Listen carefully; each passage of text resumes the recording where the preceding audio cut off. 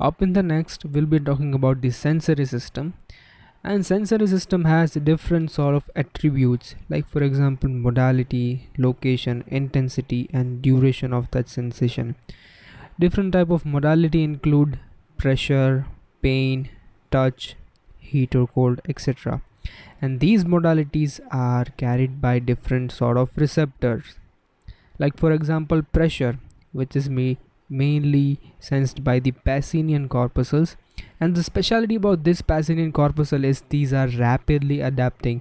That means once I sit in my chair, I don't feel every time that there's some pressure in my buttocks, right? These are very rapidly adapting skin receptors. Next is the pain receptors or nociceptive receptors. These are free nerve endings which senses pain.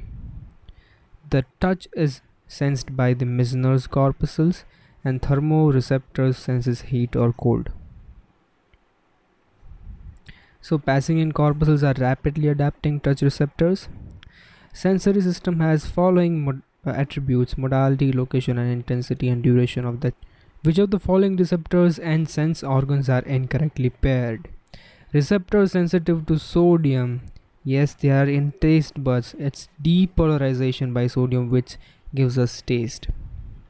Hair cell in olfactory epithelium. Hair, you might be thinking about cilia. No, hair cells are in the auditory pathway, and these hair cells are the organ of corti, right? This one is the inner ear. Here's the scala, vestibuli, tympani and the scala media, right? And these are the hair cells.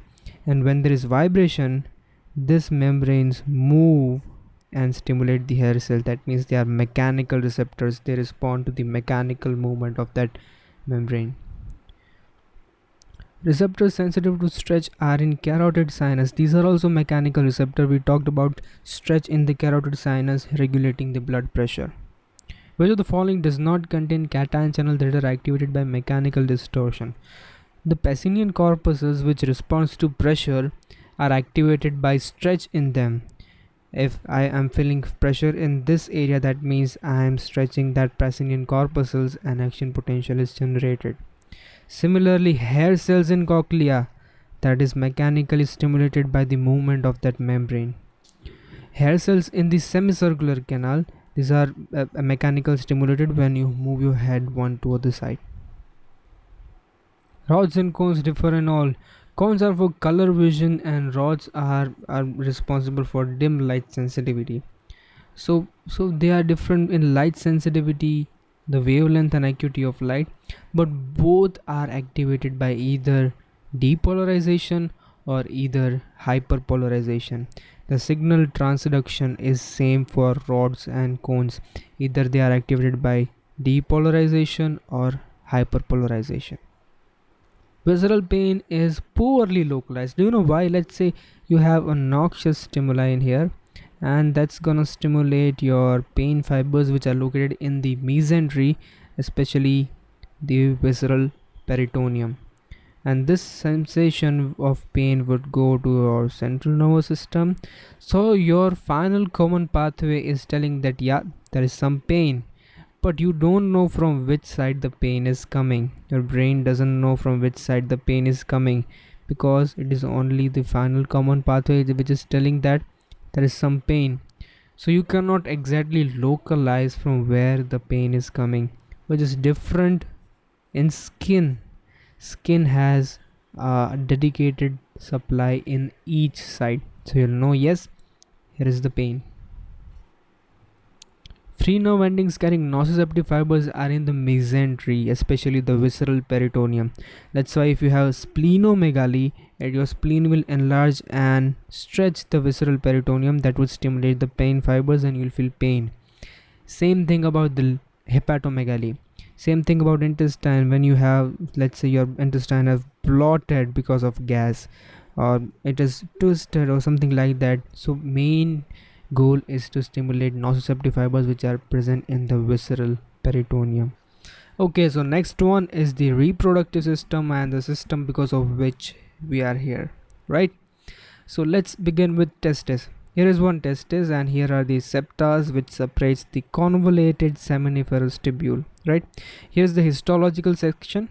So this one is the seminiferous tubule, this whole one, and here is the interstitium, right?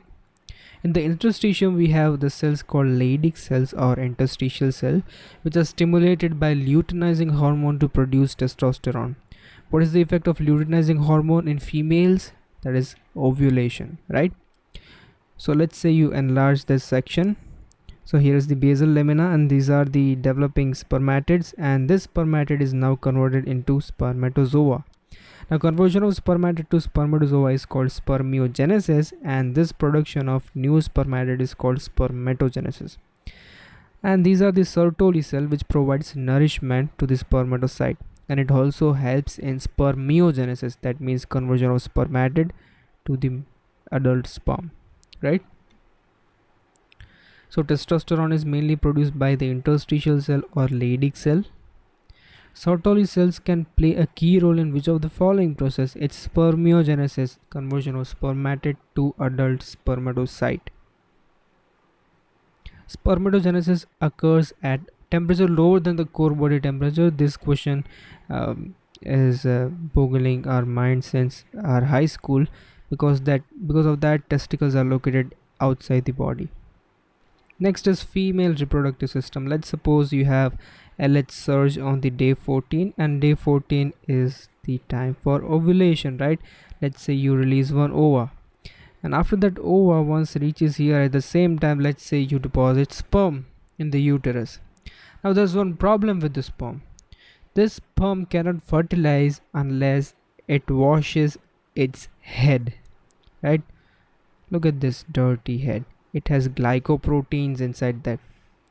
Now unless you wash that sperm is not gonna fertilize, and this process is done by fallopian tube wall.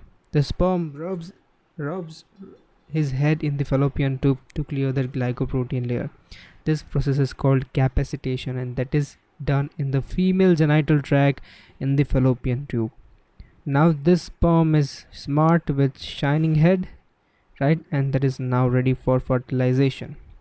Now once the ova is fertilized, it will go towards the uterus, right, the fundus of uterus, and on 7th to 8th day it will be implanted. So ovulation is due to LH surge. Which of the following is correct regarding fertilization and implantation? Yes, the fallopian tubes are lined by ciliated epithelium, and that cilia beats towards the uterus, not towards the fimbriae, not toward the end. Implantation occurs on 8th to 9th day. Fertilization occurs in the uterus. No fertilization occurs in the fallopian tube, especially the ampulla region. Capacitation of sperm takes place in uterus, especially the fallopian tube, the wall of fallopian tube where the sperm rubs his head. Which of the following is not seen in humans? Estrous cycles is seen in cows and animals related to that. We don't see estrous cycle in humans. Menses, endometrial cycle, ovarian cycle is alright, but not estrous cycle.